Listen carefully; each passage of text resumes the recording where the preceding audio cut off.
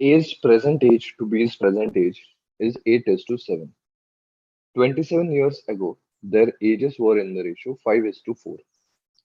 Find their present ages. Now, let's assume the A's present age and B's present age to be 8x and B's present age to be 7x respectively.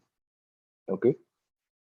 Now, 27 years ago, that means A's age will be 8x minus 27 and B's age will be 7x minus 27. They were in the ratio 5:4.